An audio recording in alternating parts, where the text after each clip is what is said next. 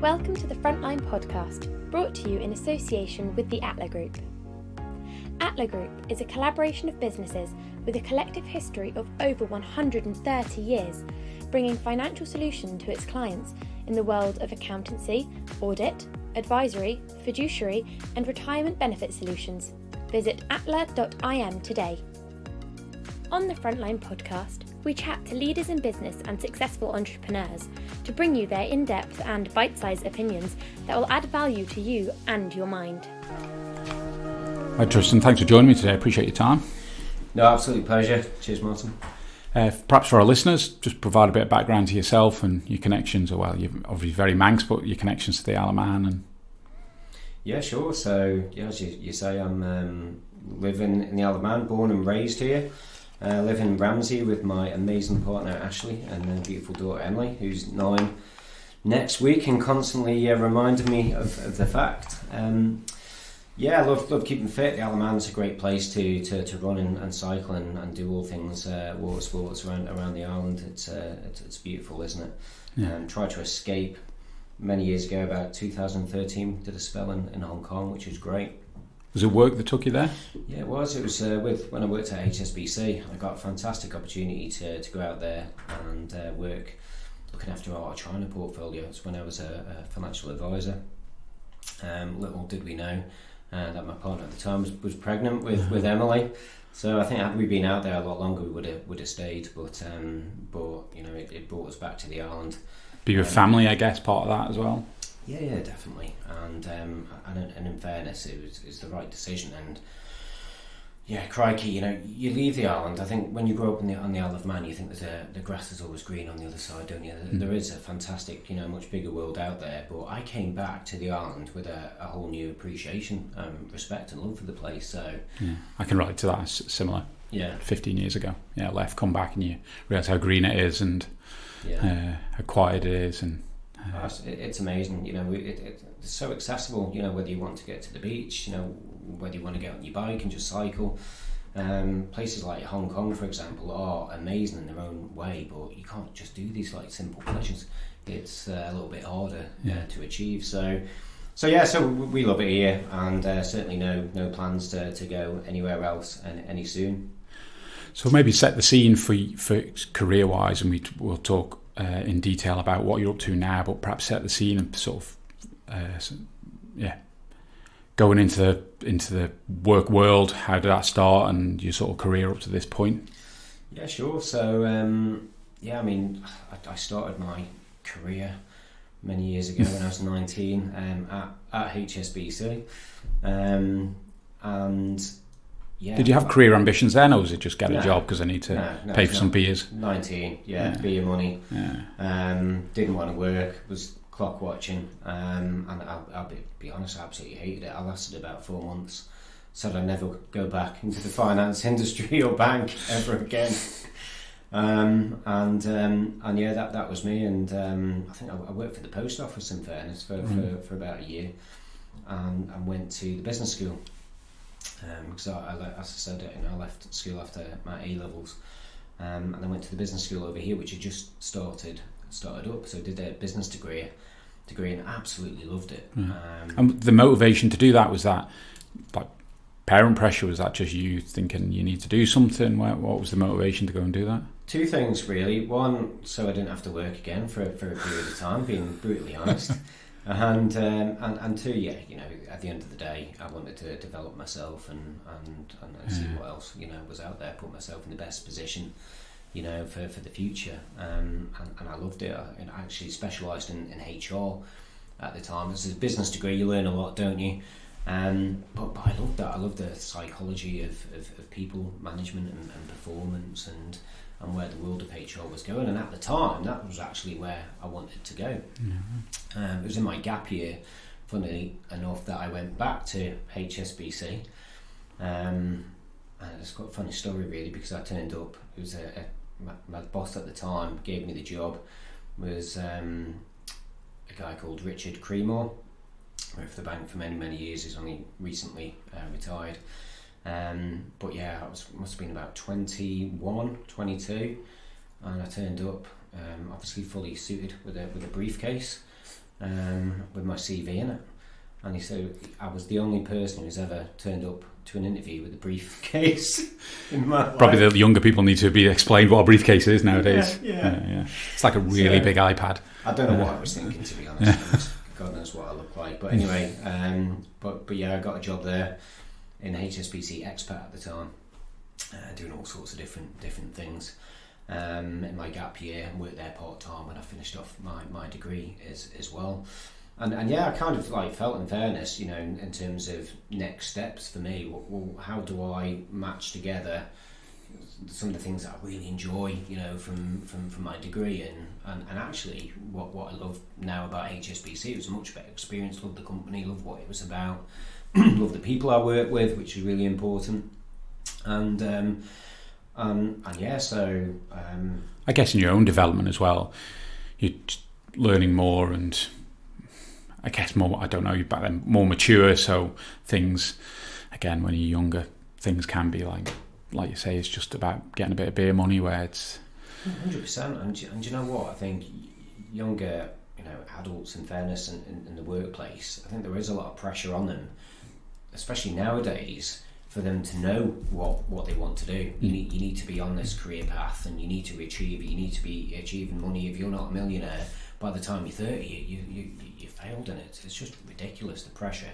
that we put on ourselves, and yeah, even at that point, I didn't know what I wanted to do, and you shouldn't just enjoy your time, do different things, It's great to hear that. I think that's something that often gets forgotten, even when you're on recruiting, aren't you? Bringing younger people, sound like a pair of old men now, but bringing younger people in there. Yeah. It's just about enjoying the job and just getting your grounding, isn't it? And when you want to progress, you can progress, but at your own pace, and it doesn't have to be at 17 or 18 when you bumble out of school.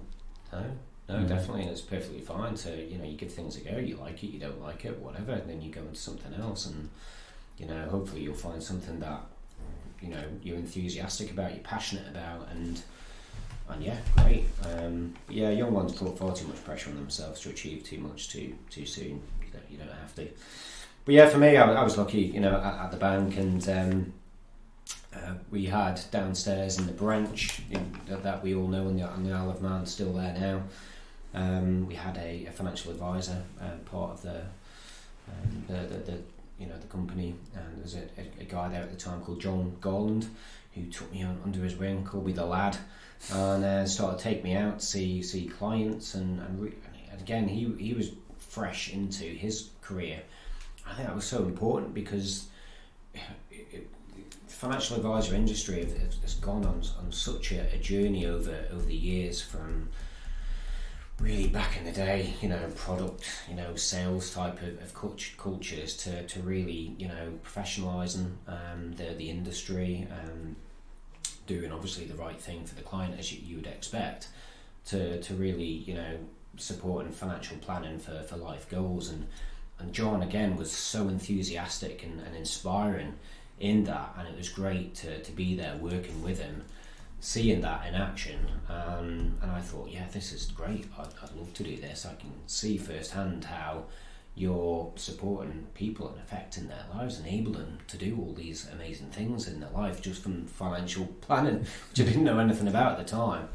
So I thought, yeah, I need to be getting qualified, and I want a bit of that. So when you look back at that, and we talk on some of the other podcasts about that kind of mentor, while it's not maybe not an exact thought process, and you sat over the table from him talking about him being a mentor, but I guess on reflection, I guess people impact your life all the time, but that's kind of the role he played in that, a mentor type role.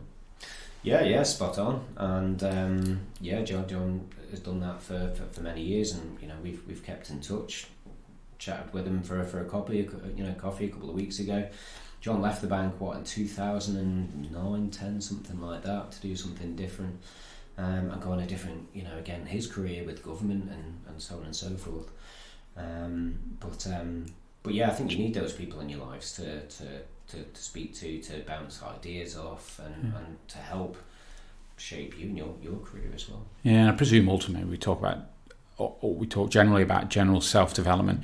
You mentioned about meeting for a coffee. There's now, I guess that's continuing for anyone listening. Again, I guess that's part of your journey, is continuing to listen to people around you and picking bouncing things off, people. Yeah, definitely, and you have to give back as well, don't you? And again, we joke about being old man. I feel it at times. I'm 40, 41, which is nothing really.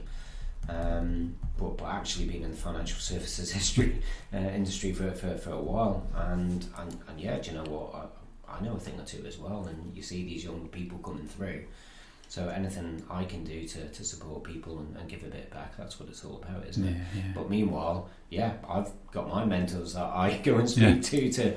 You're never the finished product, are you, in any way, shape or form? You've always got areas to learn. I read so much. I'm an absolute sponge when it comes to all things like that. So yeah.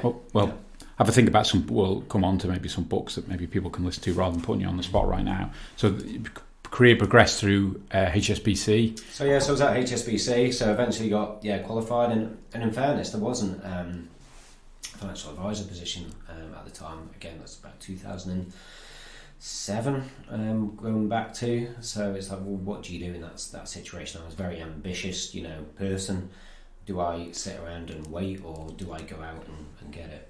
Can I ask then, that ambition, did that grow over that period of time? We look back at the early days of work, and was that just something that came to you over time? I don't know. I guess we chat about sports and things like that, Martin, and again, I've been a very competitive sports person all through my childhood, and I think for me, I can't talk about others, but it's just like ingrained into me.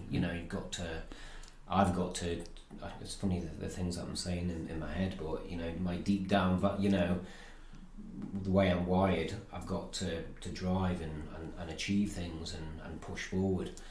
Don't know why, but it's just the way I'm built. Wired, so yes, I'm absolutely very ambitious in anything that I do. I want the best for myself and for the people around me. And I guess with that, you put pressure on yourself. And again, we were talking about it again with sports and timing, and it's just the way I think you're built if you do things like that at a young age. But for me, it was about furthering my career and just getting in, doing what I was qualified now to do. So I went to a small independent firm over here, and I worked with them for 3 years, and that was fantastic. It was. How did you find that change from being in a big firm? Completely different. So, and I guess there's pros and cons, isn't there, to all sizes of organisations. The great thing working in a small firm is we had a lot more autonomy and control over what we did. In a bigger firm, it is more rigid. In fairness, things can change, obviously, but it takes a long time. It's a bigger ship, isn't it? It takes time to move. We were a lot more agile as we are as a business now, but it was a great learning ground. And for me as an IFA, I was independent, so we could do all sorts of advice, whether it's pensions, group benefits, investments, trustees, personal, you name it, we could do it. So for a learning ground to get what I needed to get as an advisor, it was perfect. So that was great start for me, really, for 3 years, and HSBC, it was knocking on my door for a few times, and there was a few changes. As I said, John left, Leslie and Frank left as well, all fantastic people. So there's an opportunity, and funny enough, Mick Gillen, who is co-owner and director at Blue Square, he just moved to the island as one of their replacements, and I went in as a commercial IFA. And that's what I did for a few years. But again, I was thinking about what I do next, and that's why I went off to Hong Kong. But ended up coming back in fairness, Martin, looking after the Premier team as area director, and that was in 2013. And it was at a time of a lot of change in our industry. So we talked about professionalising the industry. In 2013 in the UK, there was something called the Retail Distribution Review, RDR. And again, it was all about getting an advisor to a set qualification. We'd already got there, in fairness, and then some. But that was important, as I said, for financial advisors and the professional industry. and a few other different things as well. But at the bank as well, there was a lot of change going on, because we had relationship managers, we had financial advisors, and with lots of corporations, there's change, and we kind of like lumped them into one. And for me, as my first management role, it was all about training and developing these people. Had to make a few redundancies. It was a real eye opener to the world of people management.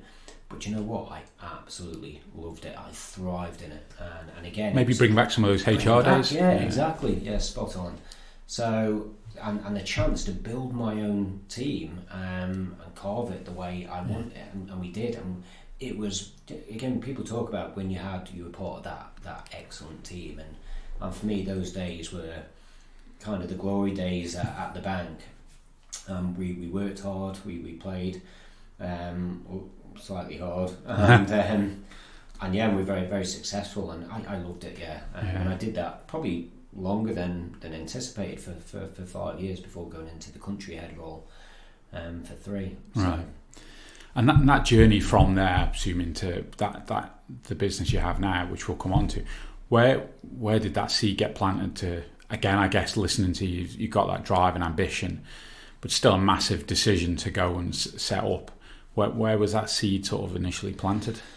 So it's probably initially planted at the previous company that I worked with. Right. Working with Alan Blythe, in fairness, again, very ambitious, successful person, and seeing him and Sue again do what they wanted to do was definitely a seed planted there. I quite like that, but I loved working at the bank.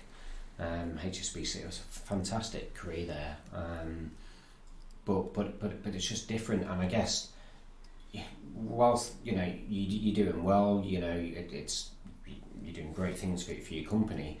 It's a difficult one in the world of financial advice. As my career developed, and when I went to the country head role, I was kind of becoming further and further away from my passion, which was clients and financial advice. I'm a chartered financial advisor, but I just wasn't doing it. And whilst it was certainly interesting for a few years, I just wanted to get back to my roots, which was financial planning, really supporting customers, really supporting our consumers on the Isle of Man, and again, going off on one a bit, it's a really interesting one in the industry, because when I worked for Blythes, going back into the bank, it was always like a question mark: do I want to go into a bank? Because some people in the industry look at bank financial advisors and think, oh no, it's not as good. It's not as good financial advice. But it's just not right. It's not as wide.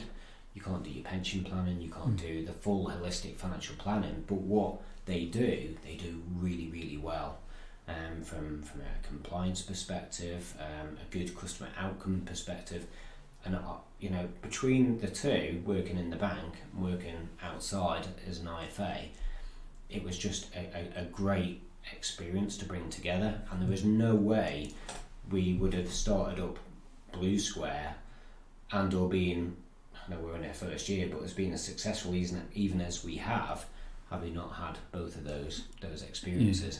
But I guess that the main thing for me, that seed was planted many years ago, but again, it's just doing what we want to do. It's having that creativity and autonomy to do what we think is right for clients in the island. And for me, it's what I'm passionate about is giving people the confidence and competence over their money management.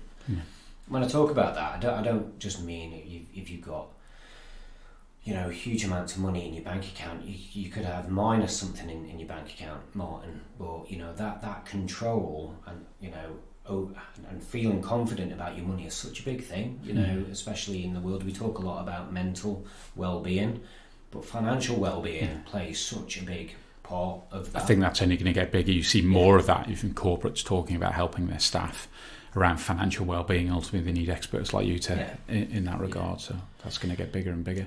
Can I ask then that, again, obviously when it's your passion and you drive, as sad as it sounds, if it's financial management, because we've all got them in the work environment, it's still a massive step to go out and set up your own business in a regulated space that carries a lot of burden. A lot of it, obviously, all of it's positive, but it's still a burden. So that ability to have a start-up and to ramp up to scale, was that daunting? Yeah, so I guess, thinking back, it was definitely daunting. It's there was a huge task ahead of me, at the time, and to be quite frank, I have no idea where to even begin, to be honest. But I think that the most important thing, I read a book. I wish I'd read this book previously before embarking on this journey. But the most important thing for me is taking action. I don't know if you've come across the book, Martin, from Tim Ferriss, called The 4-Hour Working Week.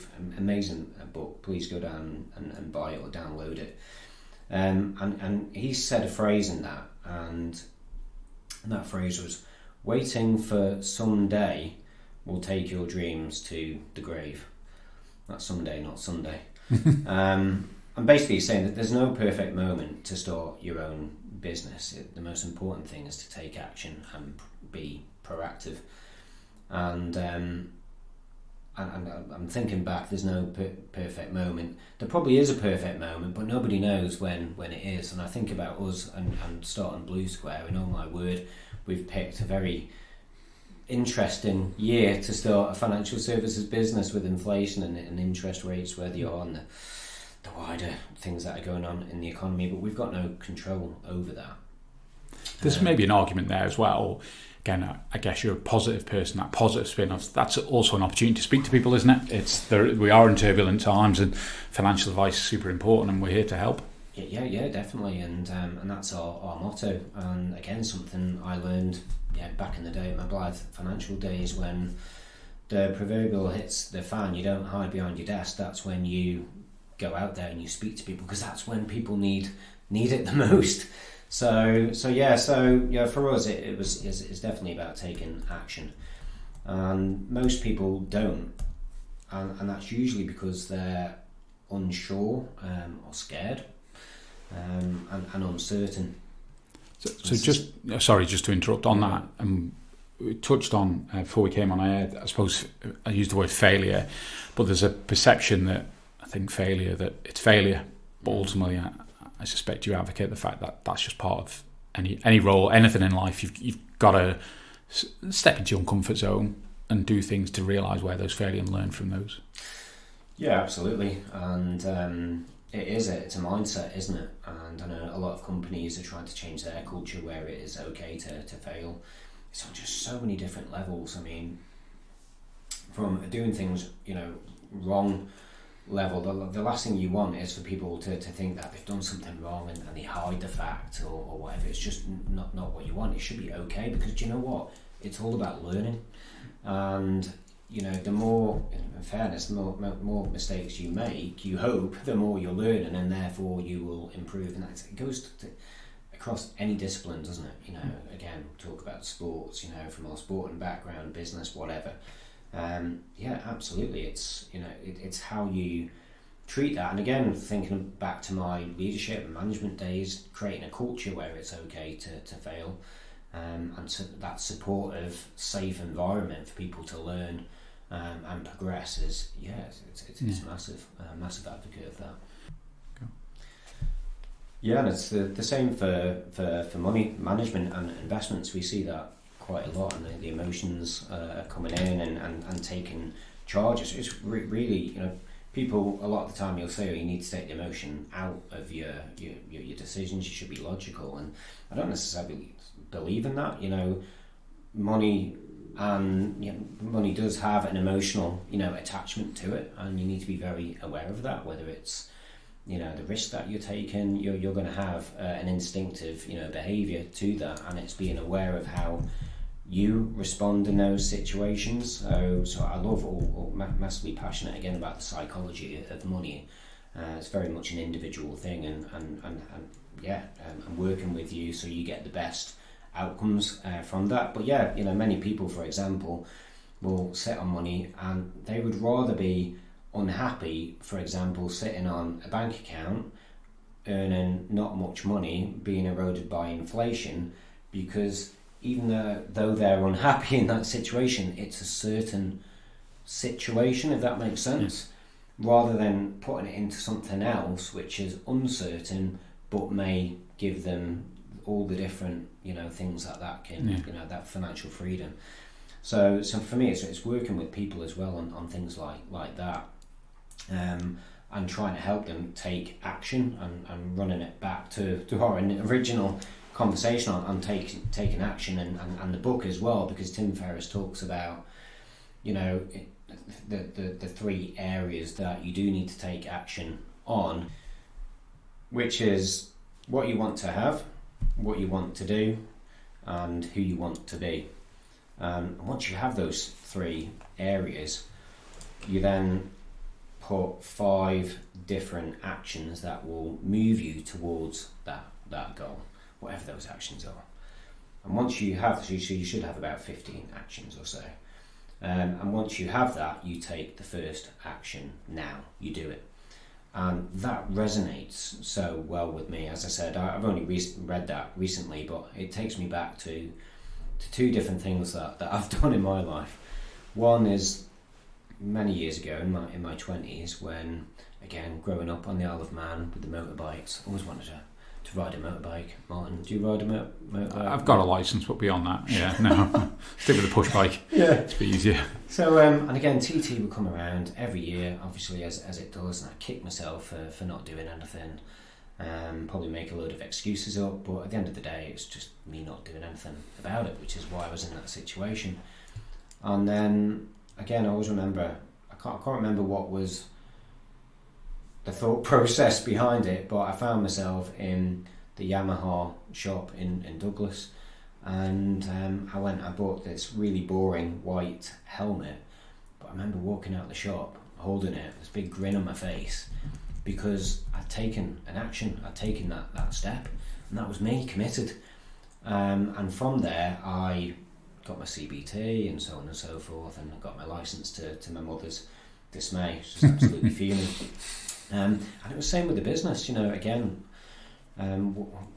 whilst we talked about the seed was planted, once I'd made that decision that yes, this was something I wanted to pursue, I went across the road to Colburn's, keeping it local, and bought myself a laptop. I had a computer at home, but this was my, again, physical commitment, my step to buy that, because I was committed then, because this is where I was going to plan all my work and do it.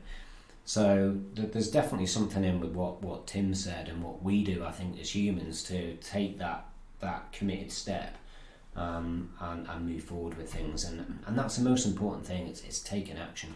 It might be daunting, but as soon as you take that first step and step-by-step approach, it should work out. So on Tim's book, it is a very good book. I've not read it for a number of years now, but there's a local guy, I don't know if you've come across him, Phil Quirk, interact with.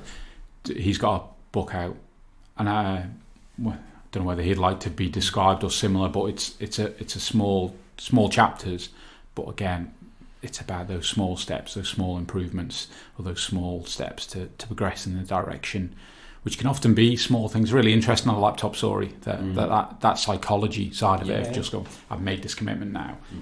This weekend I need to put some time into this because I've spent 1,500 quid on this. So mentally preparing yourself. So yeah, it's a really interesting story. So to go on to Blue Square, what's, like I say, how's that progressed? And you touched on, you started off well. What are you looking at client wise? What do you offer to clients, and where are you pitching yourself in the market? Yeah, definitely. So crikey, so our license enables us to do so much, Martin, and we are a independent financial advisor company and a mortgage broker. So yeah, we offer free mortgage service for whole of market here on the island, and that's going really, really well. Lady called Emma Chappell looks after that, real technical expert, really knows her stuff, and she's doing brilliantly with that side of the business. And then we've got myself and Mick. Again, Mick, as we mentioned, decades of experience on the wealth management side to really support customers through investments, pensions, you name it. But for us, it's not so much what we do, it's how we deliver that, and that sets us apart from from the rest. And again, it comes back to, well, okay, but what's our why and our purpose and what are we here to do? And again, it's about giving our islanders the confidence and competence to deal with their money. So a big part of what we do is on the corporate wellbeing side, and that's where we go into various different organisations, small and large, to help them and their staff with their people. We cover 4 main areas.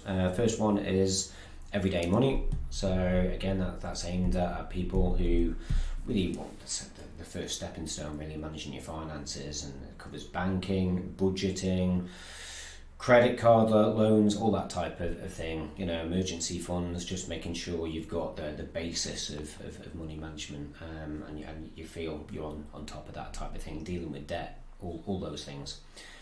Second part is family, and again, whether that's having children and the financial chaos that can bring to you, to some of the sadder things like going through separation, divorces, bereavements.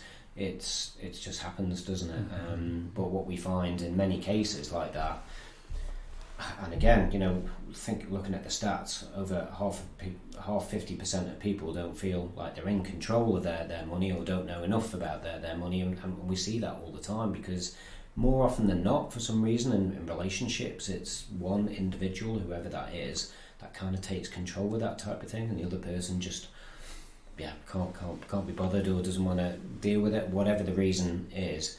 But unfortunately, in situations like a separation or a bereavement, that may mean that they just don't know what to do. And again, because we're passionate about that confidence and competence around money management, we really enjoy helping people in those difficult situations, getting them back on their feet. So if they've gone through a separation, for example, and they've got a pension sharing order, but they've never had a pension before, well, what does that mean to you? Or they've gone through, sadly, a bereavement, but now they need to mortgage their house, and they might not be able to afford that. So what is my situation? So again, real passionate area for us to help people add value to our islanders, and help them move forward with their lives. So that's a family. Home, which kind of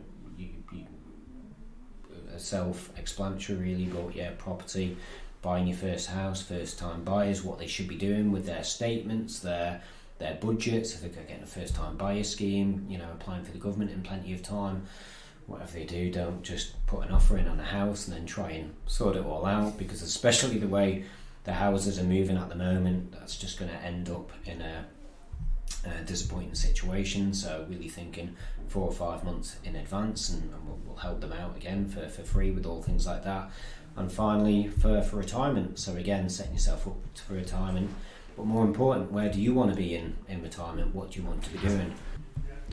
Yeah, that's really interesting, because when I kind of think of IFAs, you often just this narrow band of I need a mortgage, or I need to invest some money, and that's just 2 very small elements of ultimately what you guys can help with. Yeah, definitely, and I guess that's a difference in where we try to set ourselves apart from others. It's not, again, the what, and investing it in a product that does 5% per year. It's so much more than that. It's supporting clients with their life, making a difference, getting them to where they want to be, but importantly, again, having a plan, not a product. So you're making all of these plans, so you're putting money into a pension, but what if, again, something goes wrong? Do you have the right contingencies in place so you're still on track? So everyone, everyone should have some sort of plan, so they know where they're getting there and they feel on top of their financial situation. And that's what we try to do. So people that want to reach out to you, what's the best way to do that, Tristen? Yeah, sure. So visit our website, which is www.bluesquarewm.com, or you can contact us on 645 314. Great. Yeah, loads of information on the website. Again, it's designed to be helpful. Great. All right. Well, appreciate you coming in, and thanks for your time. No, thank you, Martin. Very much appreciated. Pleasure. Thanks for listening, everyone.